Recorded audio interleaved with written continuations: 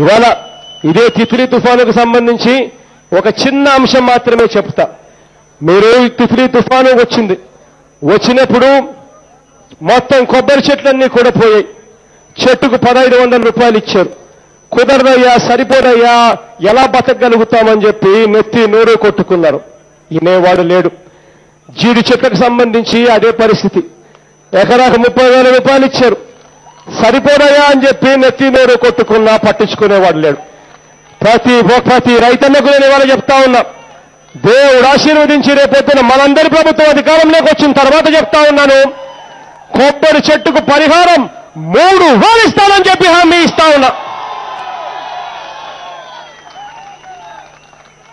జీడి చెట్లకు, జీడి తోటలకు వీళ్ళు ప్రకటించిన 30,000 కాస్త 50,000 చేస్తామని చెప్పి కూడా హామీ ఇస్తా ఉన్నా. ఈ రకంగా మంచి చేసే పరిస్థితి, ఈ రకంగా రైతన్నలకు తోడుగా ఉండే పరిస్థితి ఈ కెలామిటీ రిలీఫ్ ఫండ్ ద్వారా వస్తుందని చెప్పి మీ అందరికీ కూడా చెప్తా ఉన్నా. ఇక చివరిగా రైతన్న ఎప్పుడైనా నష్టపోయే పరిస్థితి ఎప్పుడు వస్తుంది అంటే అది ఎప్పుడు వస్తుందో తెలుసా?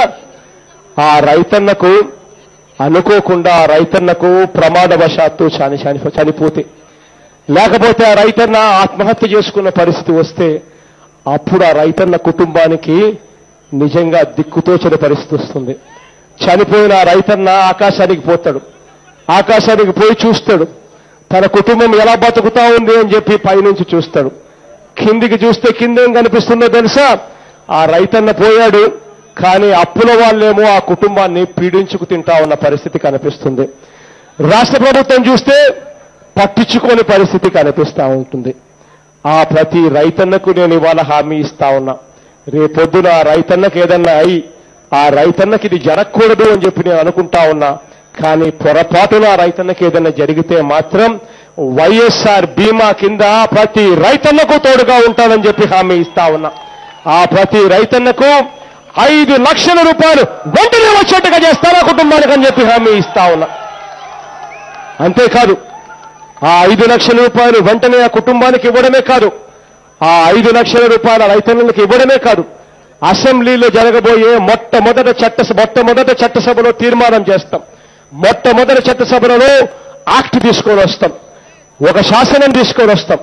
ఆ శాసనం రైతన్నలకు ప్రభుత్వం ఇచ్చే 5 లక్షల రూపాయల డబ్బులు రాష్ట్ర ప్రభుత్వం ఆ ఆడపడుచులకు ఇచ్చే సొత్తుగా భావించాలని చెప్పి చట్టసభలో ఒక శాసనం తీసుకొని వస్తాం.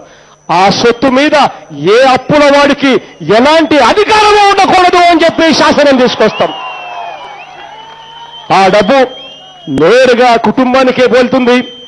ఆ కుటుంబం ఆ డబ్బుతో కాస్తో కూస్తో నిలబడే పరిస్థితి వస్తుంది. ఆకాశంలో ఉన్న ఆ రైతన్న దీన్ని చూసి తాను పోయిన తర్వాత కూడా తన కుటుంబం కోసం ఎవరైనా పట్టించుకున్నారని చెప్పి కాస్తో కూస్తో సంతోషపడే పరిస్థితి వస్తుంది. ఇక రైతన్నల కోసం చేయబోయే చివరి అంశం జలయజ్ఞం. ఇదే జిల్లాలోనే చూశాం. ఉత్తరాంధ్ర సుజల స్రవంతి, మహేంద్ర తనయ వంశధార ప్రాజెక్టులు 4.5 సంవత్సరాల చంద్రబాబు నాయుడు గారి పాలన చూశాం. నత్త నడకన సాగుతా ఉన్నాయి. ఏ ప్రాజెక్టు ముట్టుకున్నా ఏం కనిపిస్తాయి? ఎస్టిమేట్లు విపరీతంగా పెంచేశారు. కాంట్రాక్టర్ల కింద వాళ్ళ బినామీలు తెచ్చేశారు. ఇష్టం వచ్చిన రేట్లు పెంచి కాంట్రాక్టర్లకు మేలు చేస్తూ డబ్బులు దోచేస్తా ఉన్న పరిస్థితి. కానీ ప్రాజెక్టులు మాత్రం ముందడుగు వేయని పరిస్థితి ఇవాళ కనిపిస్తా ఉన్నాయి. ఇవన్నీ కూడా పెండింగ్ లో ఉన్న ప్రతి ప్రాజెక్టులు, పోలవరం మొదలుకొని గాలేరు నగరి, సుజల సవంతి దాకా, గాలేరు నగరి, హంద్రి, నీవా, అన్ని ప్రాజెక్టుల గురించి కూడా నేను ఇవాళ చెప్తా ఉన్నా. ప్రతి ప్రాజెక్టును కూడా యుద్ధ ప్రాతిపదికన పూర్తి చేస్తామని చెప్పి ప్రతి రైతన్నకు హామీ ఇస్తా ఉన్నానని చెప్పి మీ అందరికీ చెప్తా ఉన్నా. ఇవాళ మీ అందరికీ హామీ ఎందుకు తెలుసా గట్టిగా చెప్తా ఉన్నాను?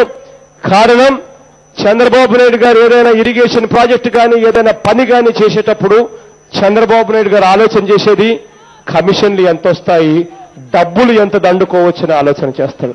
కానీ నేను ఇవాళ మీ అందరికీ నేను ఒకటే చెప్తా ఉన్నా, నాకు డబ్బంటే వ్యామోహం లేదు. మీ అందరికీ నేను ఇవాళ ఒకటే హామీ ఇస్తా ఉన్నా.